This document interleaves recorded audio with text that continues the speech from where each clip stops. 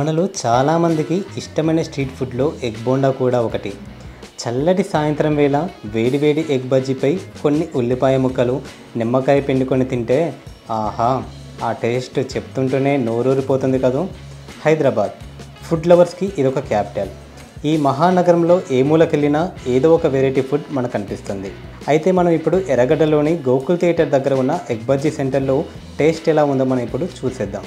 ఇక్కడ ఎగ్ బజ్జీతో పాటు మిర్చి బజ్జీ కూడా స్పెషల్ అంట. ఈ బజ్జీలు తినేందుకు జనం ఇక్కడ క్యూ కడుతుంటారు. మరి ఇక లేట్ చేయకుండా ఎగ్ బజ్జీ ఎలా చేస్తున్నాడో కాస్త ఓ లుక్ ఇద్దాం పదండి. ముందుగా కోడిగుడ్లను ఉడికించి పొట్టు తీసుకొని పక్కన పెట్టుకున్నాడు.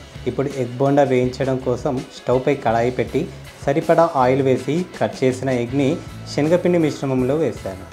పిండిని గుడ్డుకి బాగా పట్టించి ఆయిల్లో వేసిన 1 నిమిషం తర్వాత గరిటెతో మెల్లిగా 2 వైపులా ఎగ్ బోండా గోల్డెన్ కలర్లో ఫ్రై అయిన తర్వాత ఒక ప్లేట్లోకి తీసుకున్నాడు. ఎగ్ బజ్జీని 4 ముక్కలుగా కట్ చేసి గరం మసాలా, కట్ చేసిన ఉల్లిపాయలు దాని మీద వేసి ఇచ్చారు.